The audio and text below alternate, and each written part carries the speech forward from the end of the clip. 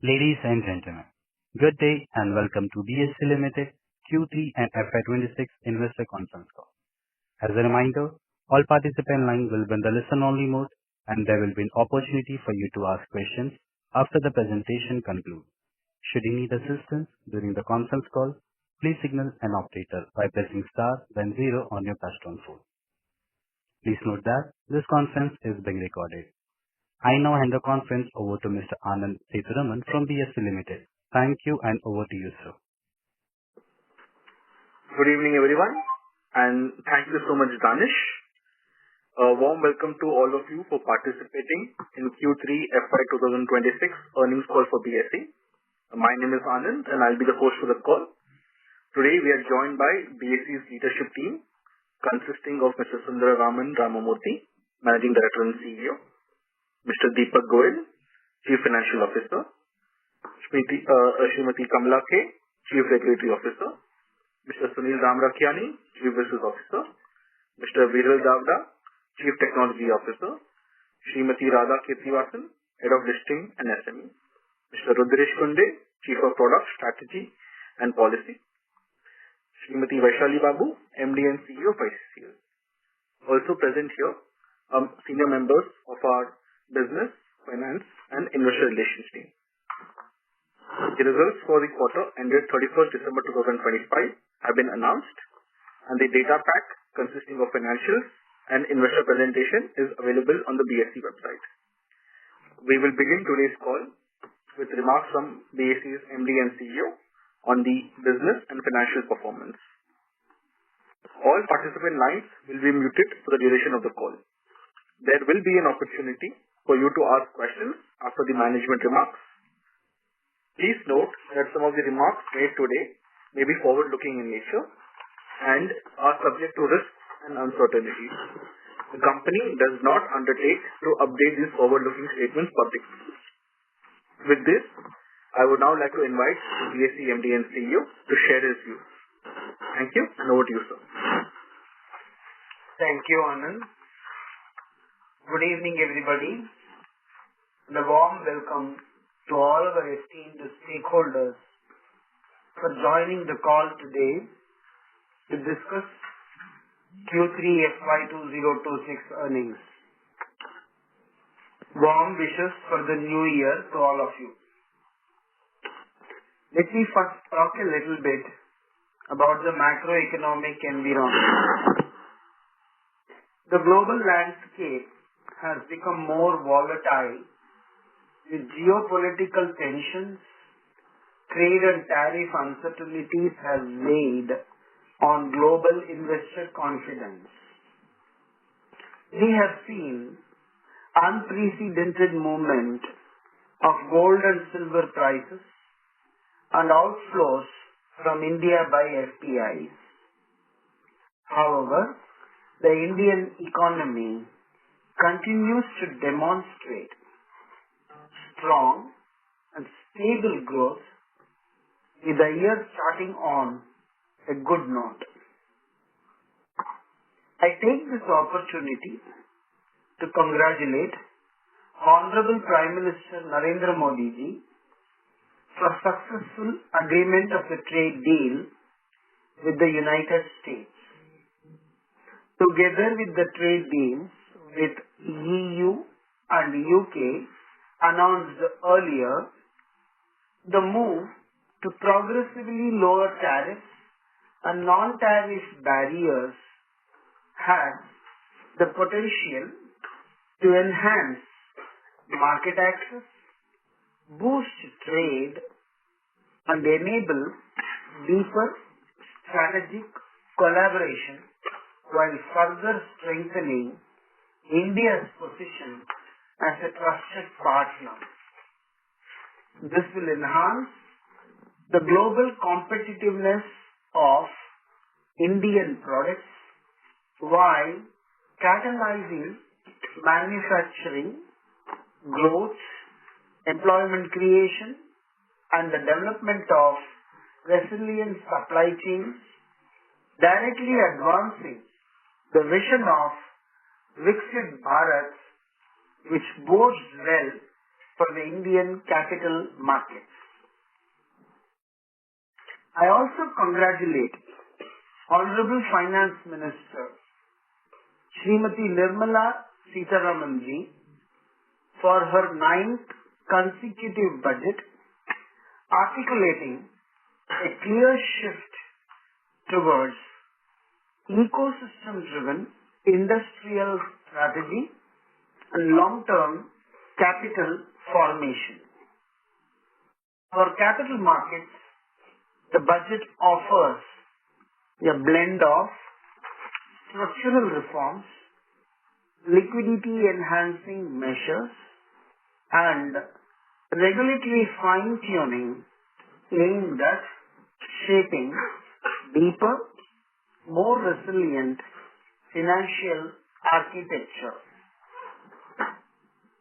By expanding foreign investor limits, strengthening the corporate bond framework, and maintaining fiscal discipline, the budget enhances liquidity and broadens participation.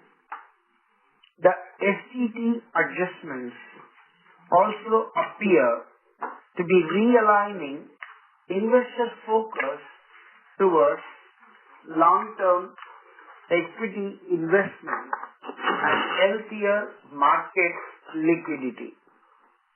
Additionally, the rationalization of the buyback tax removes distortion that previously encouraged tax arbitrage. Moving to Indian capital markets,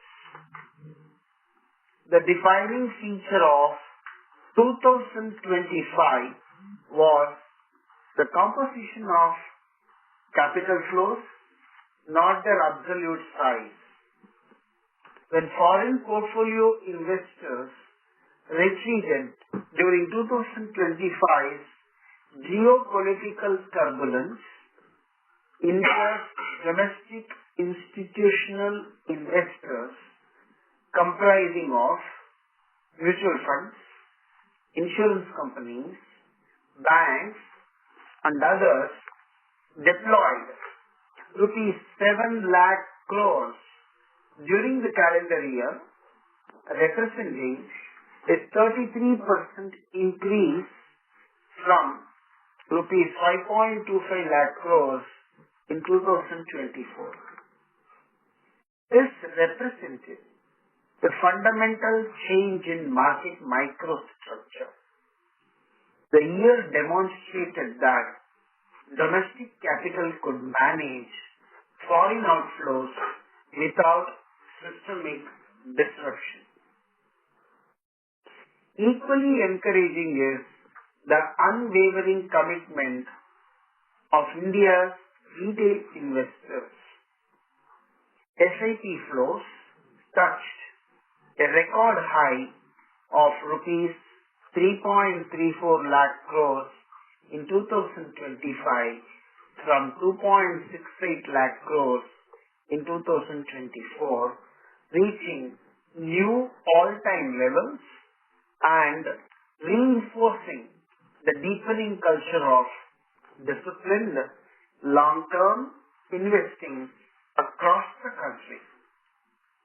Against this backdrop, I am pleased to share that BSE delivered its 11th consecutive quarter of record revenues with consolidated revenues of 1,334 crores, surpassing the previous quarter's record of rupees 1,139 crores and marking a robust 62% year-on-year expansion.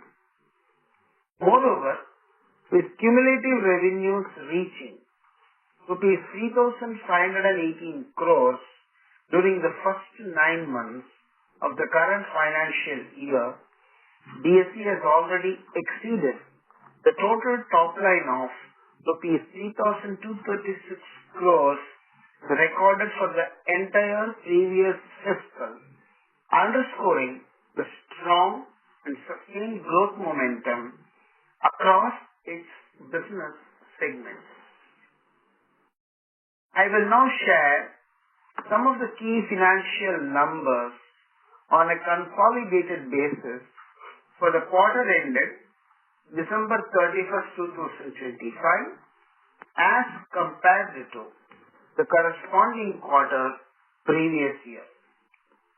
BSE's operational revenues have grown by 62% to 1,244 crores from rupees 768 crores.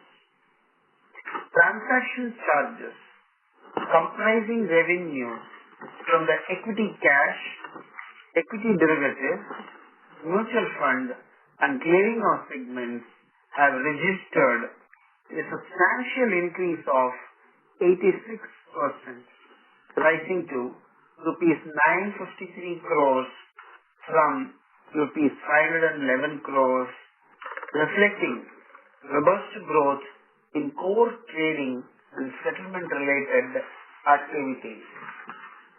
Other operating income, which includes enhanced data dissemination fees, co-location, index services, etc., have increased by 56% to rupees 92 crores from rupees 59 crores.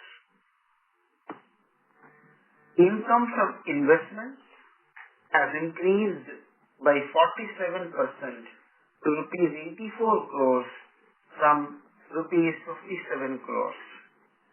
Operating expenses increased by 40% to rupees 511 crores from 364 crores.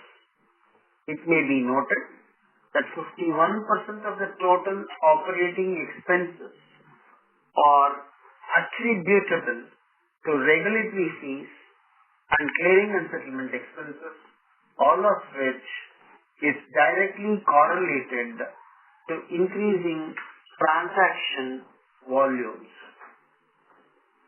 The operating EBITDA, including contribution to core SGF, has more than tripled to rupees 732 crores as compared to rupees 236 crores, with margins expanding to 59% from 39%.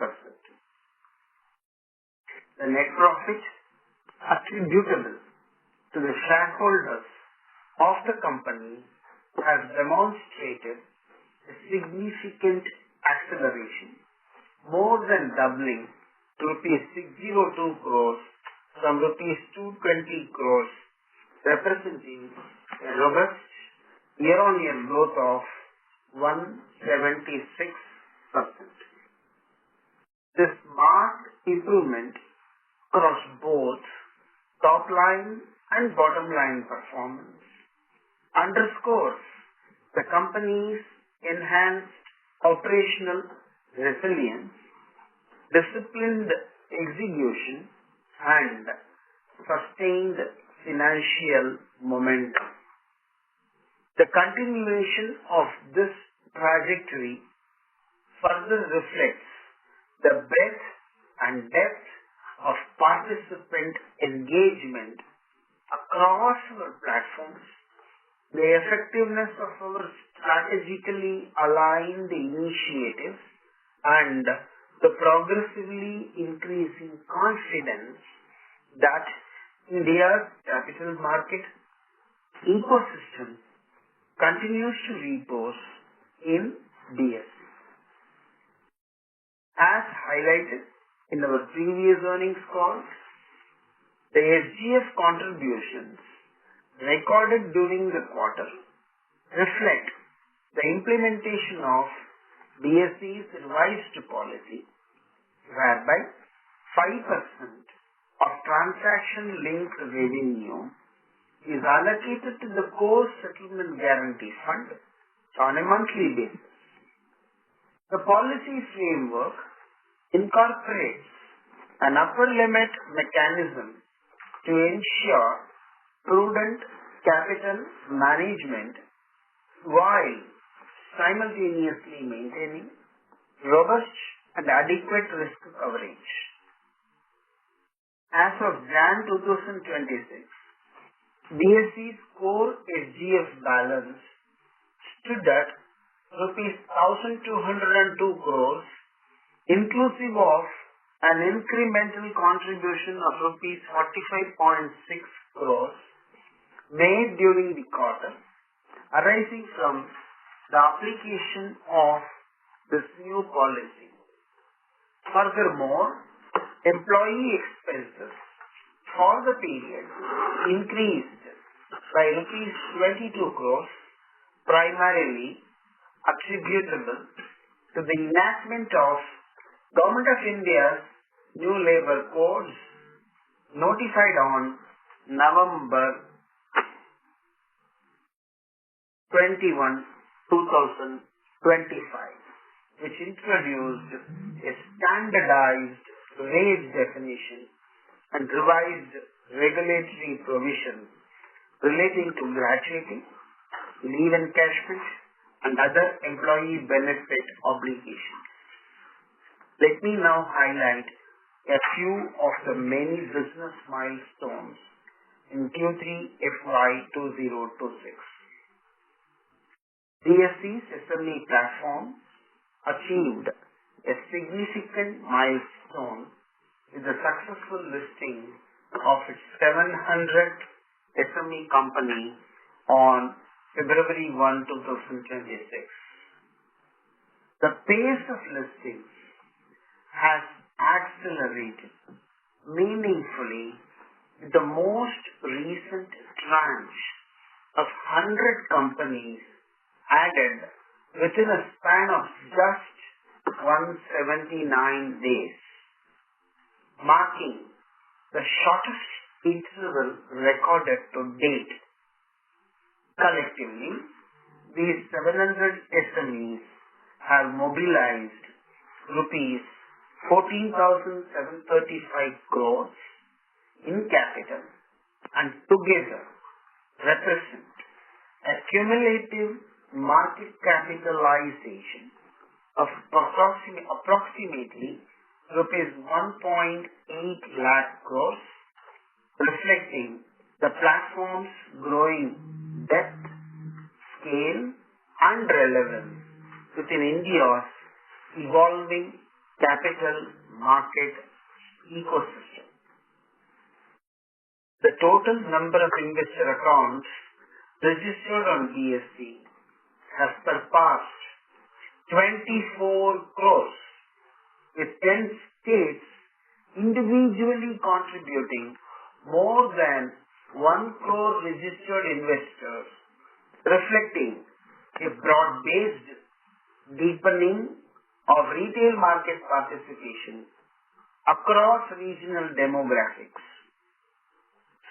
On the investor education front, BSE conducted 4,841 investor awareness programs during Q3 FY2026, aimed at enhancing financial literacy, strengthening informed decision making, and furthering the protection of investor interests within the capital market ecosystem. BSE signed a memorandum of understanding with the Department of Posts to enable the distribution of mutual fund products via India Post's vast network of post offices. Under the agreement, selected postal employees will be trained and certified to act as mutual fund distributors using the BSE StarMF platform to facilitate transactions. This partnership aims to enhance financial inclusion, specifically targeting rural and semi-urban areas by leveraging the BSE StarMF platform. SEBI, along with BSE, launched the first ever bond issuer outreach program, introducing the new identity, bonds एक सशक्त बंधन.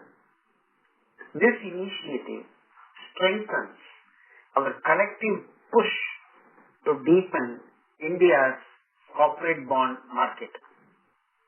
At BSE, we remain committed to building a transparent, digital, and issuer-centric ecosystem that broadens participation, enhances trust, and positions corporate bonds as a key engine of long-term capital formation.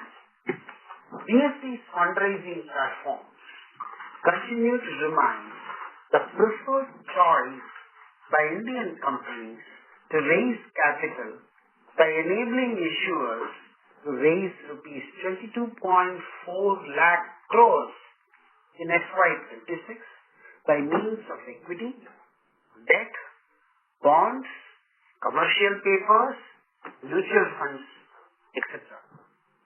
Q3 FY2026 proved to be an exceptionally strong quarter in terms of capital mobilization. A total of 39 companies raised a record of rupees 95,272 crores, reflecting the depth and resilience of fundraising environment on BSE. The strong uptick in the IPO pipeline since early 2025 continues to reflect the vibrancy of India's primary markets, reinforcing BSE's position as a preferred listing venue across both the main board and SME segments. Moving on to our trading segment, it continues to maintain strong growth momentum, supported by healthy volumes and increased client participation across key business lines. Cash market trading volumes remained at long-term normalized levels at rupees 7,645 crores in Q3 FY2026 against rupees 6,800 crores in the same period last year.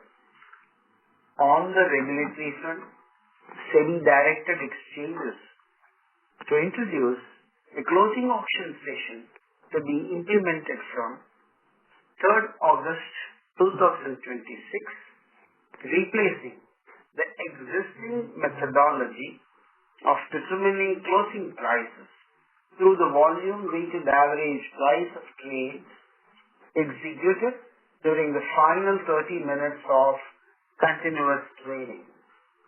The shift is anchored in the objective of ensuring a fair, transparent, and representative closing price, particularly given its critical role in derivatives settlement, index computation, and mutual fund net asset value calculation. In addition, SEBI has aligned the pre-open auction session with the CAS framework.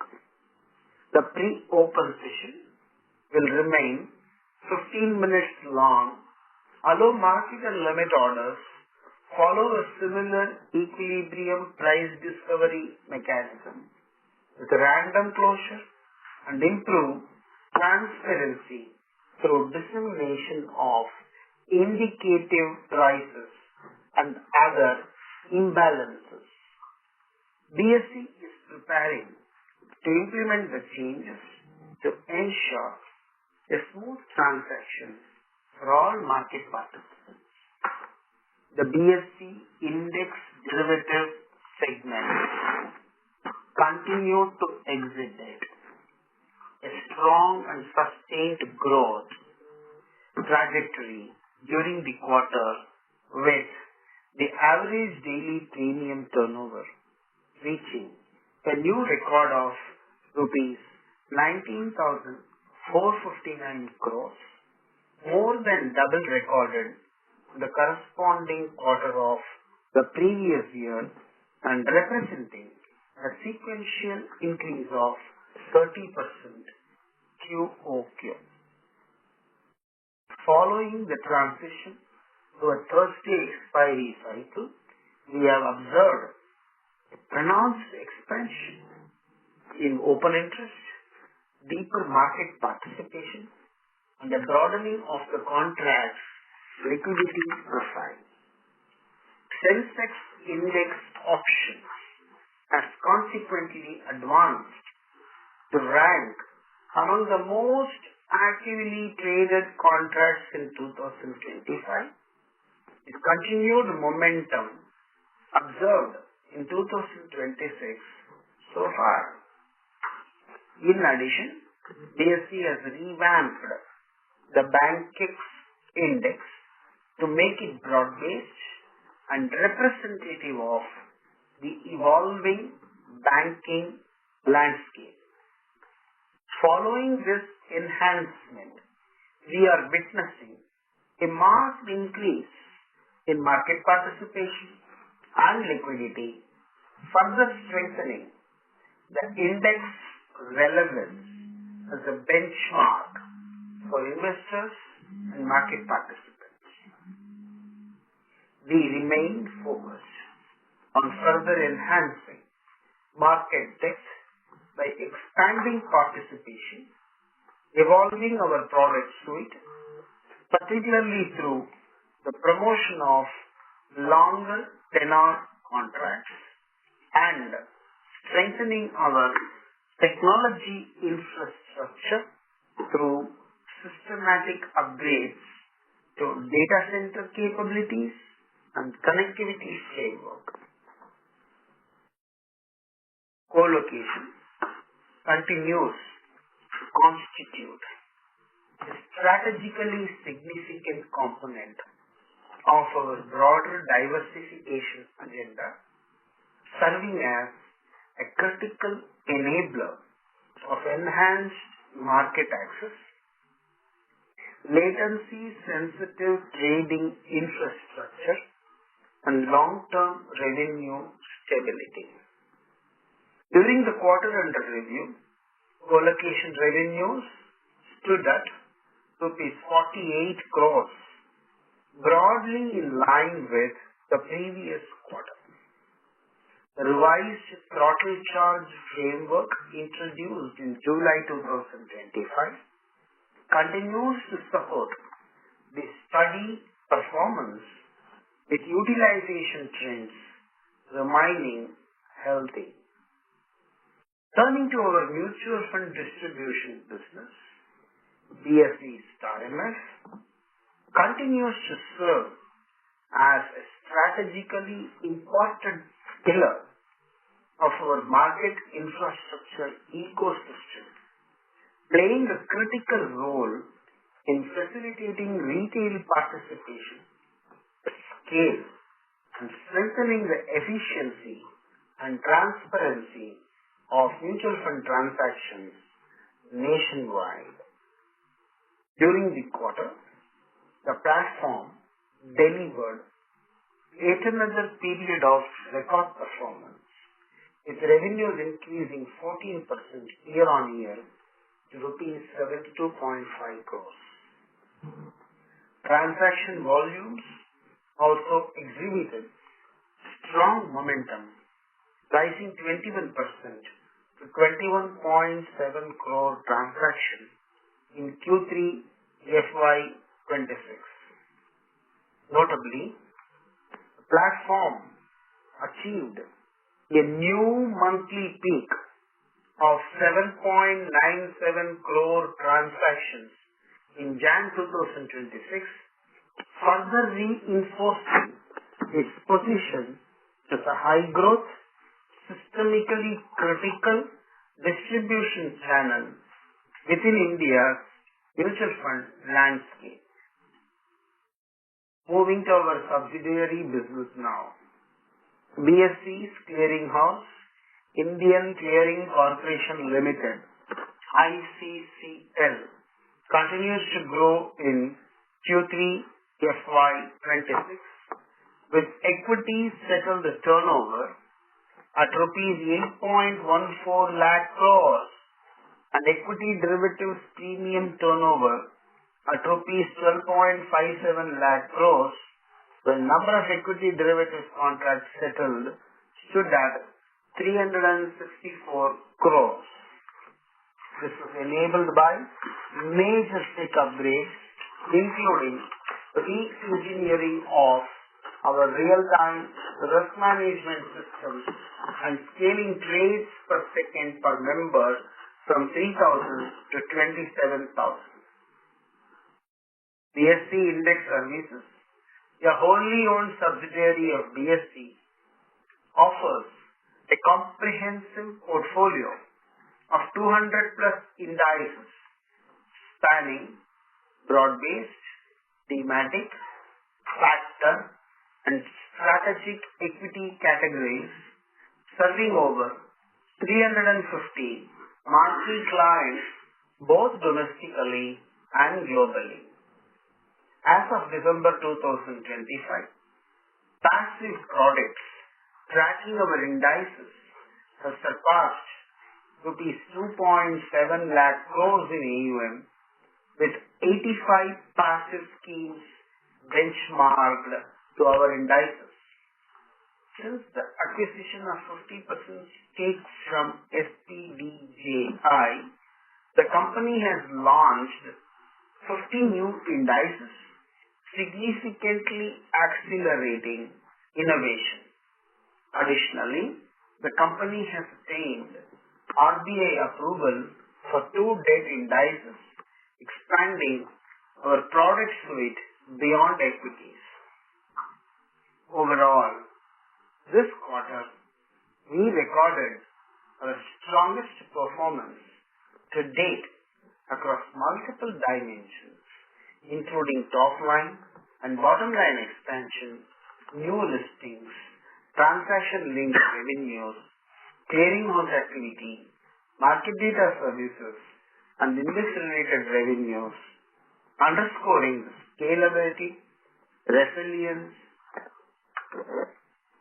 These outcomes reaffirm the effectiveness of our strategic initiatives and the deepening trust placed in BSE by participants across the financial ecosystem. As we move forward, BSE remains firmly committed to strengthening India's capital market architecture with integrity, innovation, and resilience at its core. Supported by a healthy IPO pipeline, sustained retail participation, and the expanding adoption of our trading, clearing, and settlement platforms, we are well positioned to enable the next phase of market development. Our strategic focus will continue to center on broadening opportunities, simplifying market processes, and upholding the highest standards of governance and institutional discipline. Together, we will continue to build a more vibrant, inclusive, and future-ready market for all stakeholders. Thank you for your continued trust and support. And sorry for the disturbances and noise which you might have encountered during my speech. With these updates, I now hand over the call back to Anand. Thank you so much, sir, for the remarks. We will now open the floor for Q&A. Over to you, Danish. Ladies and gentlemen, we'll now begin with the question and answer session. Anyone who wishes to ask a question may press star and 1 on their touchtone telephone.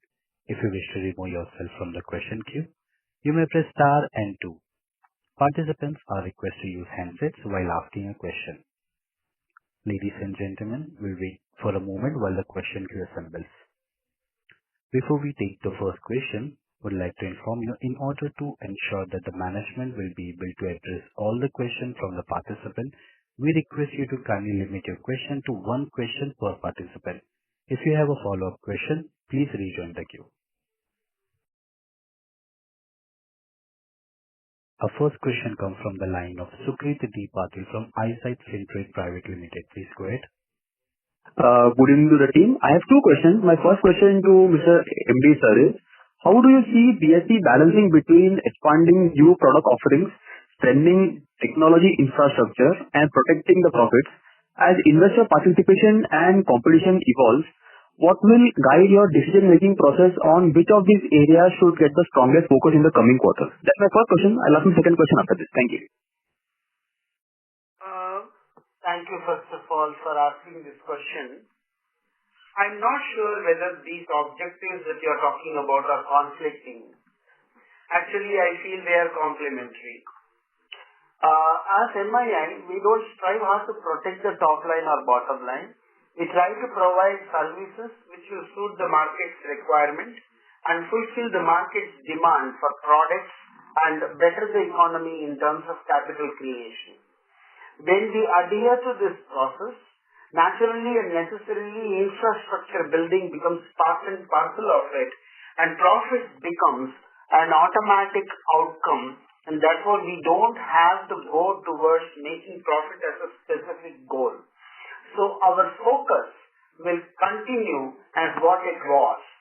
It will be deepening and broadening market, enhancing customer delight, and in the process, help in the capital formation for the economy. All our product introductions will be keeping in mind these broad strategic objectives, and this is what will be guiding. We are very confident and sure when we pursue these objectives, profit is a natural corollary that will be happening. Thank you. Thank you. My second question to Mr. CFO is, again along the similar lines, as BSE plans for the next few quarters or next few years, which financial signals or metrics will be most important in guiding decisions on cost control, cash flow management, and capital allocation for technological investments? How do you see these particular levers shaping BSE's ability to protect the margins and deliver sustainable value as the exchange business grows? Thank you. So thank you for this question. Protecting margin and managing costs is a continuous process. So it doesn't get driven by any one particular objective.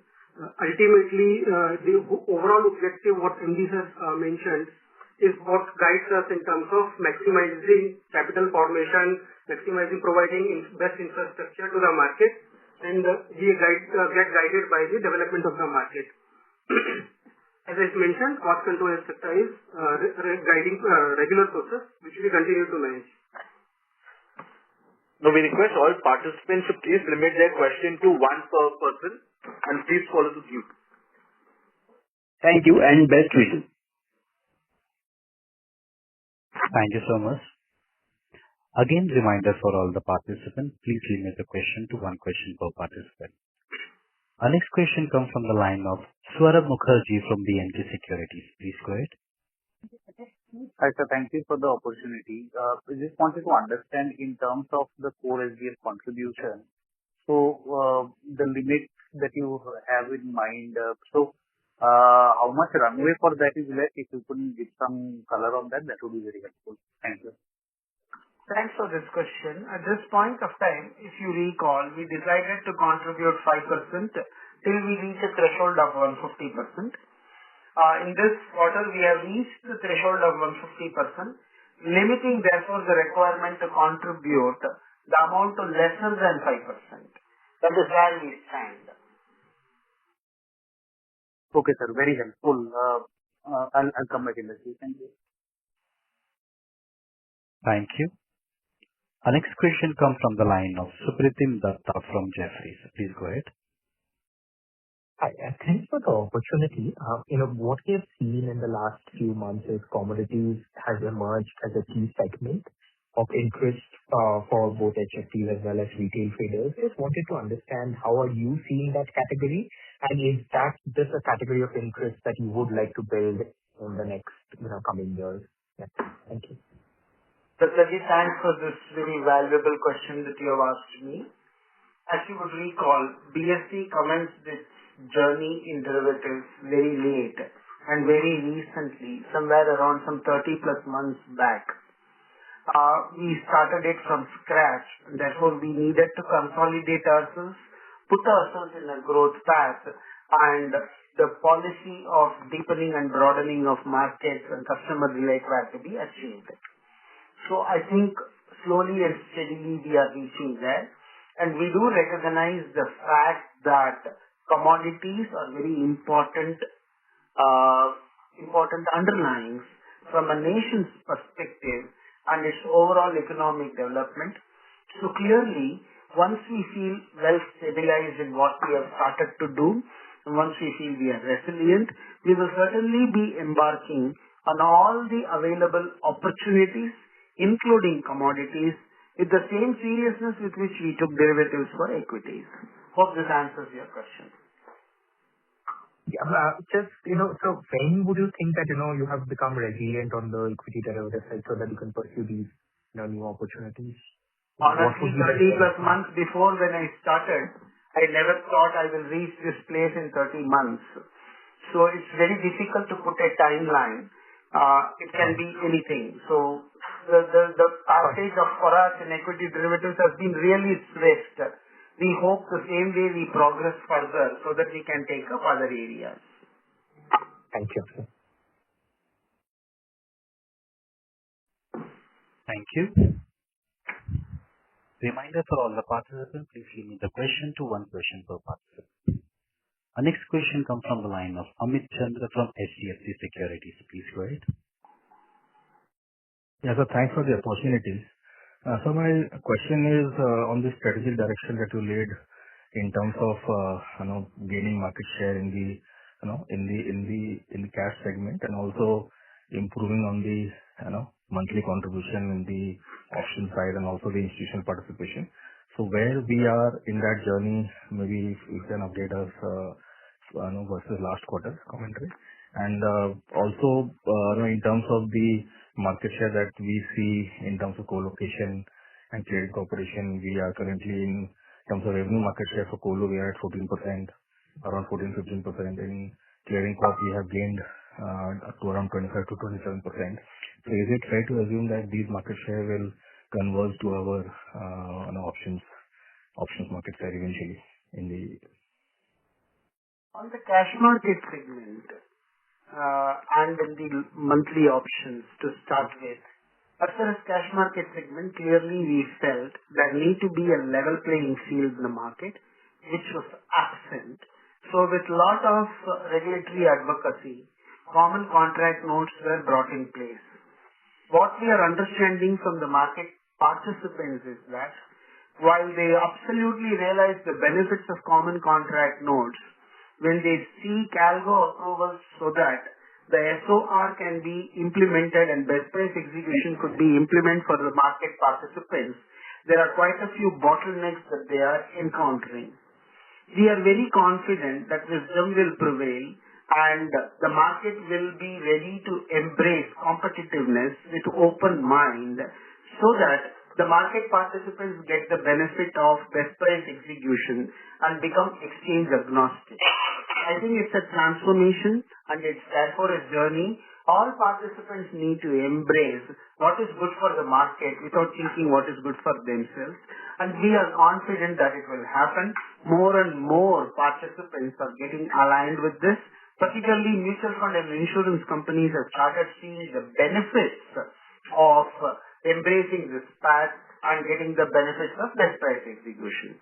As far as long-term, rather than always we used to measure it in terms of other than weekly expiry, other than the current weekly expiry, our market share has started, market share means the share of whatever we trade within that has started growing.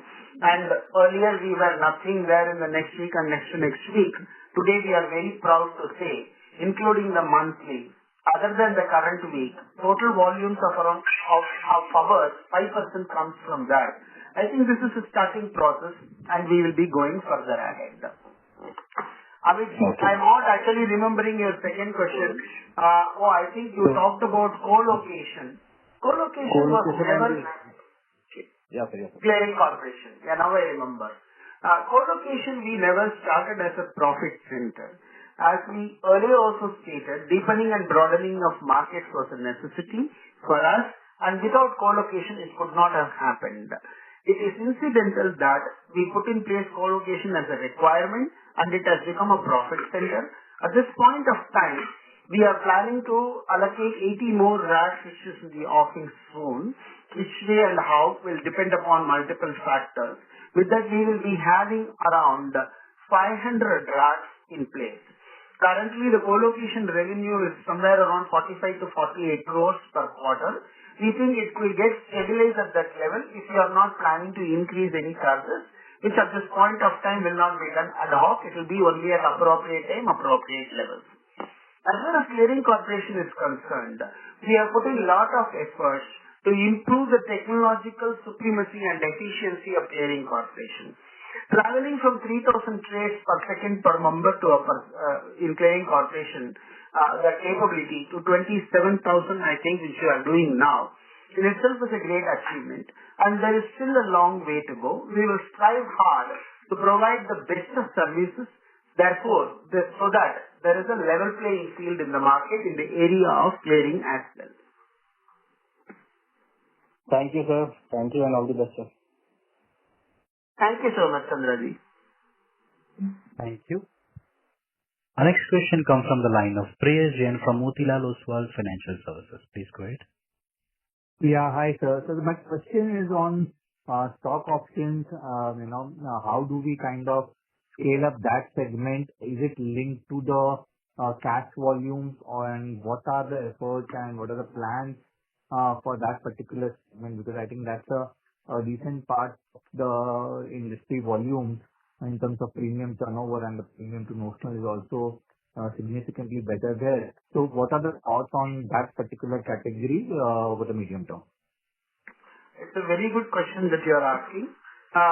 BSE always looks for product diversification in its portfolio.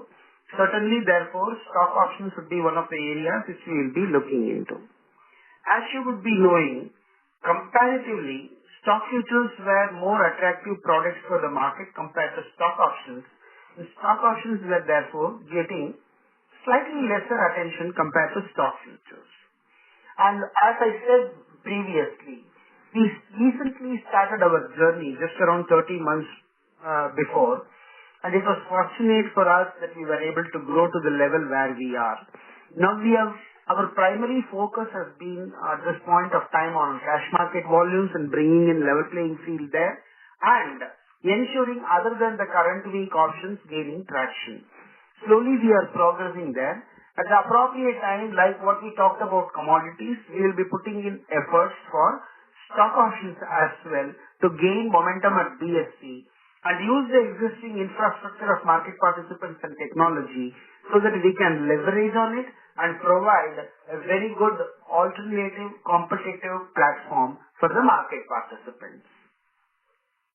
So just follow up on that. Is there any linkage between cash volumes? Are we having a low market share on cash volumes and stock options? Would there be any linkage in that sense? It is very difficult to say that because the market microstructure is not that easy to predict.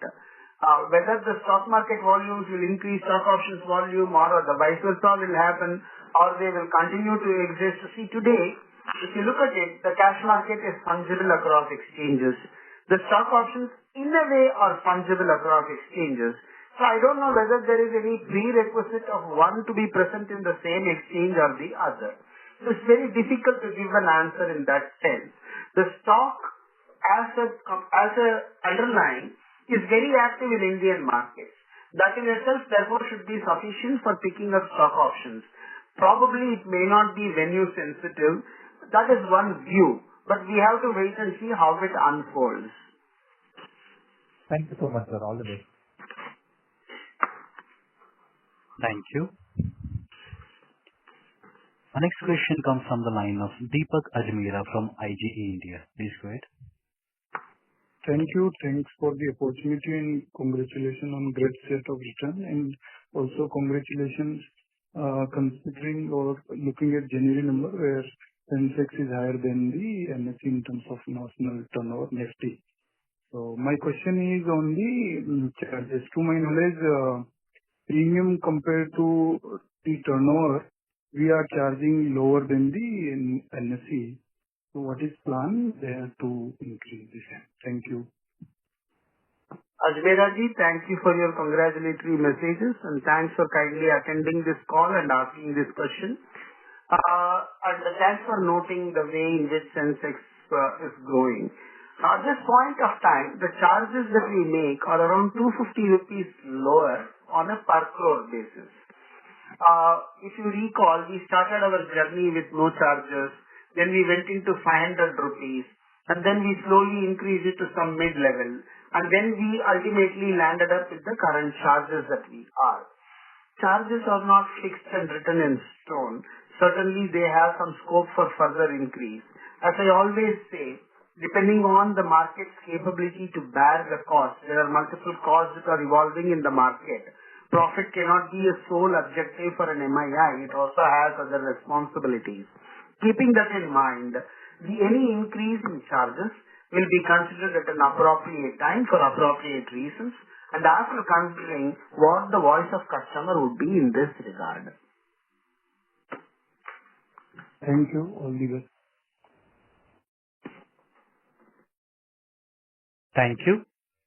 Our next question comes from the line of Dikshant Bulchandani from DB Wealth. Please go ahead. Congratulations, management, on the good results. What is the sort of impact that we are envisioning? I'm really sorry, Mr. Bulchandani. Your voice is very low. Okay, is this better? Yes, please go ahead. So, management, what is it that we are thinking on the recent changes that the government has made on the STT? What are the reflection in the markets that you have started to expect that what can happen now? What are your thoughts on it? Thank you, Mr. Bulchandani ji, for congratulating us and thanks for attending this call and asking this question. I think you are primarily referring to the STT increase. The other part of it is, of course, with regard to the buyback, the capital gains tax. I think that's a very wonderful change. A lot of people talk about the STT, so let me take the question to reflect to that area and answer you. It has two portions. One is increasing the STT for futures and second is for options. As I have been telling the press also before, my experience from the past is that whenever STT charges are increased for options, it has not had any meaningful impact on the volumes, and volumes have continued as before. That is the experience that I have seen from my limited knowledge of what I have seen in the market. As far as futures are concerned, I think the thought process behind the move probably could be twofold. One is to encourage long-term equity investments among retailers instead of getting into the derivatives, and secondly, to encourage longer-term future contracts which may help mutual funds and other institutions which are permitted to trade derivatives. Both, if materialized, will be in the interest of the market. So I think there will be some time to adjust and reorient for the market. And once it happens, it will be in the interest of the market as more retail people may move towards mutual fund and long-term equity investments. And mutual funds which are doing arbitrage funds and others may think of a longer-term option instead of monthly option so that the cost that would be debited to the funds will get lower. So just to follow up here, a good chunk of our growth has happened because of the futures introduction by BSE. and if the charges go up more than double on STT, wouldn't that be a problem for our growth trajectory just from basic perspective? It's a very valid question that you are asking, but the truth is slightly different. The growth of BSE's derivatives have been based on Sensex options volumes. At this point of time, in comparison to the Sensex options, Sensex futures are still at a very nascent stages of growth. Because it is at a small level, I don't think it will have much impact because of any increase or decrease. If it had been a significant chunk, there is a probability for us to rethink on what could be the strategy for futures. Since at this point of time it looks like more a supporting volume for options that is happening in very nascent stages, we do not find any impact specifically coming on Sensex futures because of the change. So this is more of a neutral news for us rather than a negative news for us or an impact on our direct business. Bulsandanji, I think we should restrict it to one question. You had two questions, and if you are getting into three questions, I have replied you. I am sure you get what I am saying. You should get into the queue again. Yeah? Thank you, sir. Thank you. Request participant to please limit the question to one question per participant. Our next question comes from the line of Devesh Agarwal from IIFL Capital. Please go ahead. Yeah, good evening, sir. Thank you for the opportunity and congratulations on a very strong performance. Most of the questions have been answered. Just to clarification. First, did you say that you are nearly at 150% of your core SGF requirement, and to that extent, the incremental contribution will not be there from the coming quarter, or it will come down? That is first. And secondly, the increase in the STT that has happened on the futures side, would that in any way, directionally, can the volume shift from futures to either equity options or cash? Is that a possibility? As far as the SGF, if you look at it, most of the time, what we talk about SGF is more on a retrospective basis, and a prospective basis is not very amenable for prediction. That is why a ad-hoc number of 5% and 150 were arrived at by us to prevent any shocks. In this quarter, with the type of parameters that we have seen, we found that there was no need for us to contribute the entire full 5%, and we restricted somewhere around 3% plus, I guess, because we touched the top line of 150%. Will the same thing will continue, and therefore there will be no need for any contribution in the next quarter? No, it is not it that way. As we always maintained, the algorithm for computing the SGF requirement is a complex one, and therefore, depending upon what is the highest to open interest and other things in the next quarter, there may be a need for contributing or there may be no need. The move is not to predict and prevent. The move is to normalize so that there are no sudden jerks. As far as the STT is concerned, your question was, will that result in move towards options? Will that lead to move towards equity, underlying equity volumes? My impression is that the way the futures STT is structured, I think it is more to encourage people, particularly retailers, to think of participating in longer term equity, and for mutual fund and others to think about longer term futures instead of monthly futures. So that would be the result. Options at this point of time, for various reasons, in a growth trajectory. Because of that, while the growth may be slightly slower compared to what it was, I think it will still grow and may not show any severe impact because of the STT increase. All these are what we consider could be growth. The time will tell what is the right thing, and maybe we have to wait and watch to see what type of reaction the market has. Because market cannot be just predicted with our own understanding. Market is complex, and so we will have to wait and watch is my reply to your question. Understood, sir. Thank you so much and all the very best. Thank you. Thank you so much. Ladies and gentlemen, due to the time constraint, that was the last question for today. I now hand the conference over to Mr. Anand Sethuraman for closing comments. Thank you, and over to you, sir. Thank you so much, Danish. Thank you everyone for joining the call today. If you have any further questions, please feel free to reach out to us at bse.ir@bsene.com. Thank you. Thank you, Anand, sir. Ladies and gentlemen, on behalf of BSE Limited, that concludes this conference. Thank you for joining us, and you may now disconnect your lines. If you found this video helpful, please like, share and subscribe to Concall India for latest upcoming Concall.